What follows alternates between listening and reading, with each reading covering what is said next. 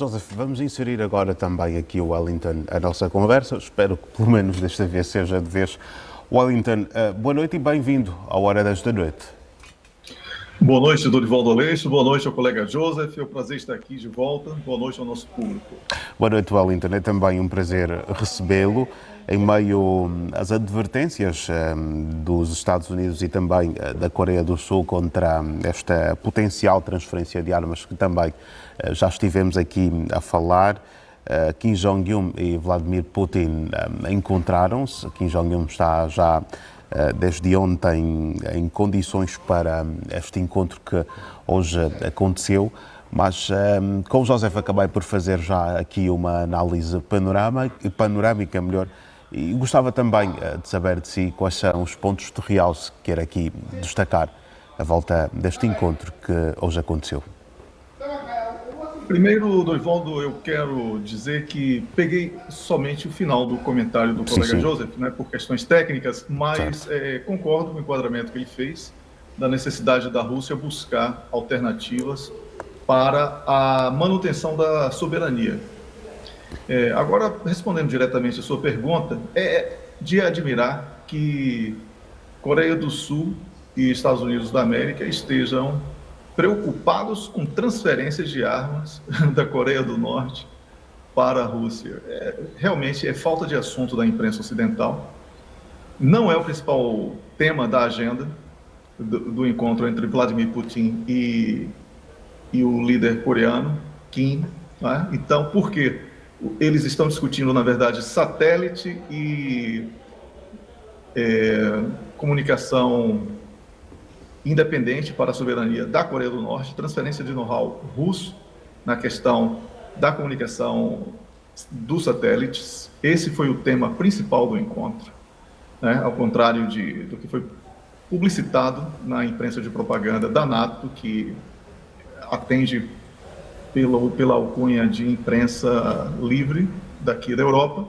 Então, Dorivaldo, não há nenhuma razão para preocupação, porque ninguém questiona aqui, por exemplo, a mentira utilizada pelos Estados Unidos da América e pela NATO de transferências de armas para a Ucrânia, quando esses atores já é sabido de todos, inclusive com amplas divulgações e comprovações, eles estão armando grupos terroristas no continente africano, dentro da Europa, e também uma parceria estranha com determinados grupos separatistas em diferentes partes do planeta. Então, Dorivaldo, essa exclusividade no trato de envio de armas não pode existir.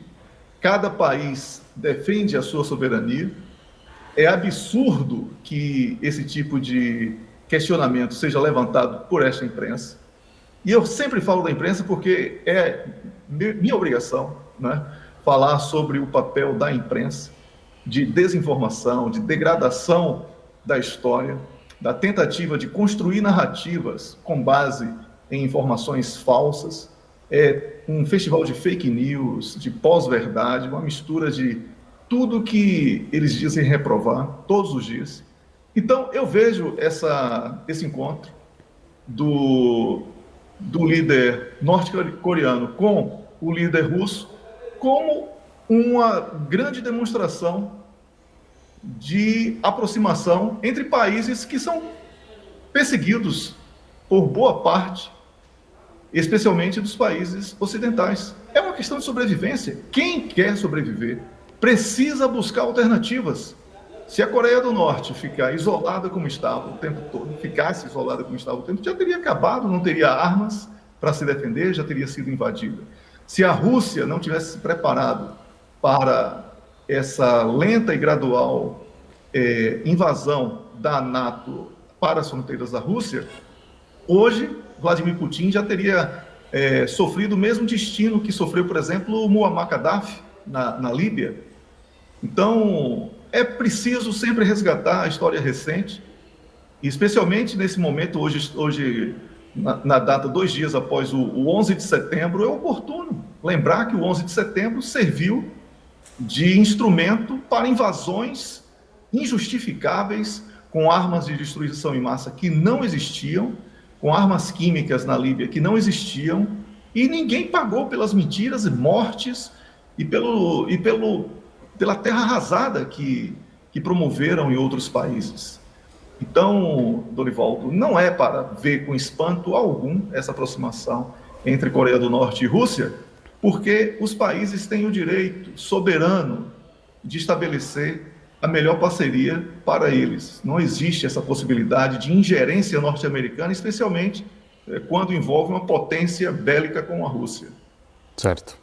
Wellington, vamos então também trazer já consigo o segundo assunto desta noite, e está exatamente relacionado aqui ao discurso anual sobre o Estado da União Europeia, que já foi feito pela Presidente do Bloco, e gostava de saber de si que análise é que faz deste discurso proferido esta quarta-feira por Ursula von der Leyen.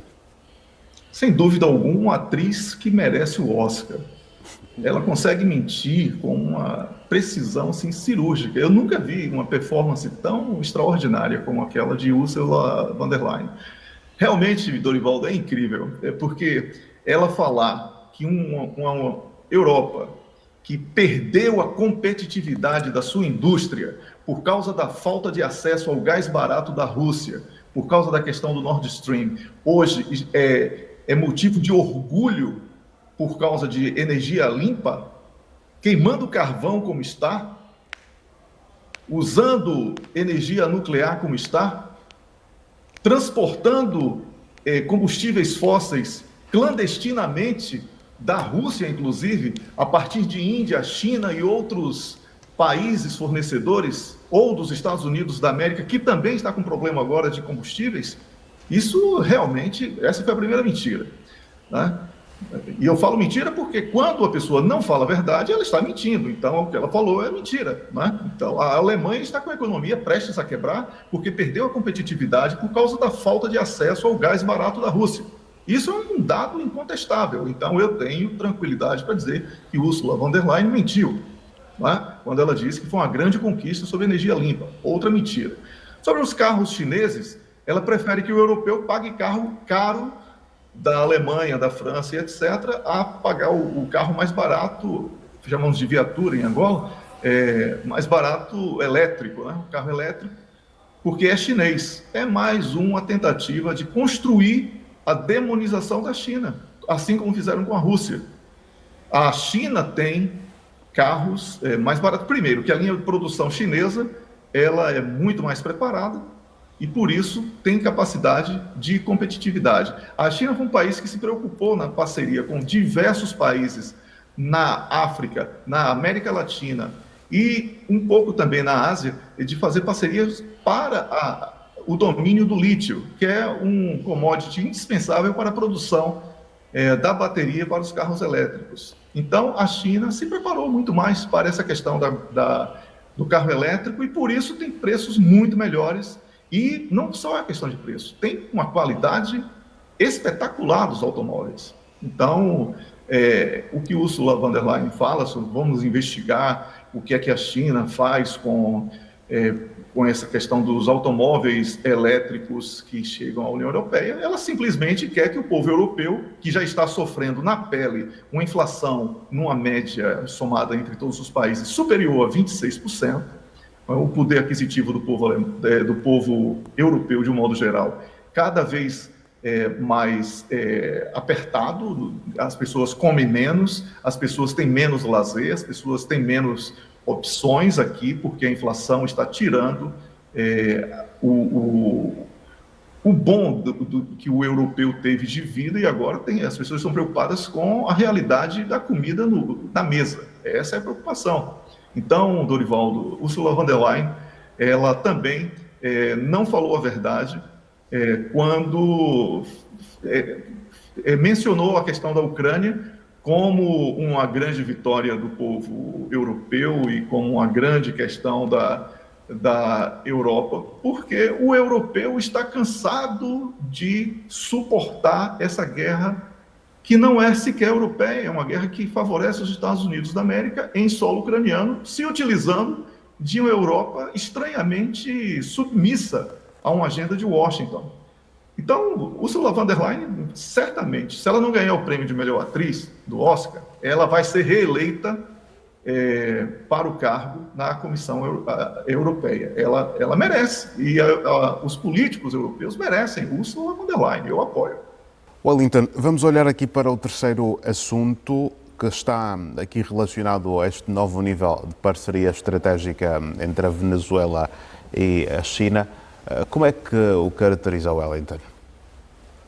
Uma excelente oportunidade para a Venezuela deixar de ser sufocada pela perseguição dos Estados Unidos da América e acompanhada de forma vergonhosa pelos países europeus. Nunca é demais lembrar da demonização que foi feita contra um presidente eleito. O Instituto Jimmy Carter dos Estados Unidos da América reconheceu as eleições da Venezuela como justas, livres e com a presença expressiva do eleitor naquela oportunidade, mas sob a alegação de fraude, os norte-americanos passaram a reconhecer o Guaidó como presidente da República e os países europeus mergulharam naquela vergonha. E por causa da crise do petróleo, agora com a situação na Rússia, Ucrânia e a Europa com dificuldades, e os Estados Unidos também para ter commodities com a facilidade que esses países tinham a partir da Arábia Saudita. Wellington, só um minuto, já vamos continuar. Wellington e Joseph, a dinâmica da informação não para aqui na TPA Notícias, vamos retomar a nossa análise e continuando aqui a falar sobre esta nova era de cooperação entre a Venezuela e a China que se abriu, que nós estávamos a abordar. Vamos continuar daqui com a sua ideia, Wellington. Pois é, Dorivaldo, eu falava que é uma oportunidade muito boa para que a Venezuela possa sair desse sufoco que foi imposto, né, pelo preconceito norte-americano, a tentativa também de posse do petróleo através da destituição de um governo eleito, e a alegação de fraude eleitoral não foi suficiente para tirar o Nicolás Maduro do poder e a imposição ali do Guaidó, que eu falava aqui, que de uma maneira vergonhosa foi reconhecido como presidente por alguns países. Por isso, observe que falávamos há pouco sobre a Coreia do Norte com a Rússia.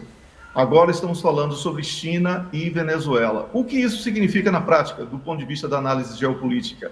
Países que são preteridos e perseguidos pelo bloco ocidental, especialmente pela estratégia de expansão da NATO, que nada justifica a NATO no polo sul do planeta, por exemplo, esses países estão sendo abraçados por Rússia e China. Isso significa, Dorivaldo, também que a escalada de guerra a partir do solo ucraniano, que nós estamos aqui há mais de 18 meses comentando, ela já começa a ganhar outras formas, porque essa busca de aproximação com esses países que são literalmente abandonados por parte do Ocidente, isso significa que é uma busca também por parceiros estratégicos por parte de China e Rússia, que irão certamente estar de um lado diferente daquilo que a NATO pretende numa eventual guerra de proporção mundial que está sendo desenhada, lamentavelmente, a cada dia com essa escalada perigosa. A Venezuela, só para concluir sobre a Venezuela, firmou muitos acordos e todos de alto nível. Olha, para que você tenha uma ideia, Dorivaldo, foram criadas 7 comissões e são mais de 31 linhas de trabalho que estão em diferentes áreas de atuação, desde o aprofundamento das relações financeiras, econômicas e comerciais, mas também em relação ao petróleo, gás, indústria, mineração, agricultura, infraestrutura, comunicação, turismo e também outros aspectos que estão incluídos na agenda estratégica e, por razões lógicas, não foram divulgados ao público, né, através da imprensa. Então, Dorivaldo, é uma oportunidade muito boa para que a Venezuela possa sair do atoleiro na qual jogaram ela a partir daquela discriminação contra o presidente eleito Nicolás Maduro. Um alargamento e tanto. Vamos então ao último assunto que trazemos para esta noite. Tenho simplesmente 3 minutos para cada um de vocês, mas é sobre Israel. Wellington, vou começar por si. Está, digamos, numa linguagem muito angolana, está a dar o que falar em Israel, pelo menos a controvérsia lei sobre a reforma judicial. O Supremo Tribunal vai já analisar as contestações à volta da reforma judicial. Dorivaldo, esse é um tema que realmente tem produzido muito ruído em todo o mundo. Né? Porque a maneira como tem sido noticiada é uma maneira de como se a justiça estivesse sendo privada pelo governo. E eu busco ver de outra maneira.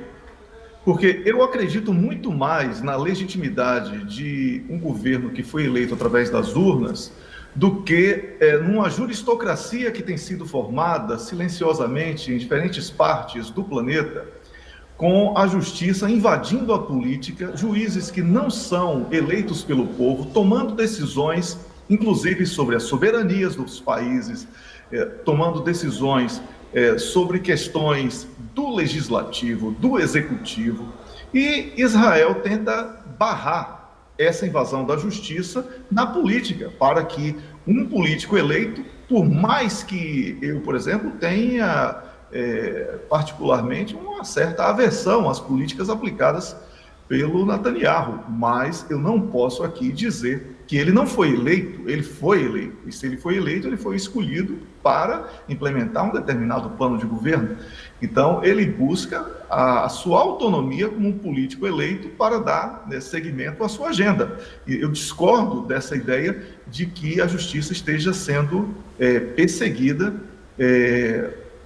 por um político eleito. Então, foram 13 horas de audiência, segundo informações divulgadas amplamente na imprensa, e os 15 juízes deram mais 21 dias para que o governo possa apresentar argumentos sobre a sequência do processo da reforma judicial que está sendo promovida lá em Israel. O ministro da Justiça de Israel afirmou que a interferência do judiciário na aprovação da reforma é um golpe fatal para a democracia e para o estatuto do Knesset, que é o parlamento de Israel. Mas eu repito, Dorivaldo, é um jogo entre instituições, é um jogo de poder e é preciso que essa decisão seja realmente avaliada por todos, sem essa contaminação por parte do prato pronto apresentado, não só pelos partidos de oposição, como também pela imprensa, porque há sim uma invasão da justiça na política de Israel.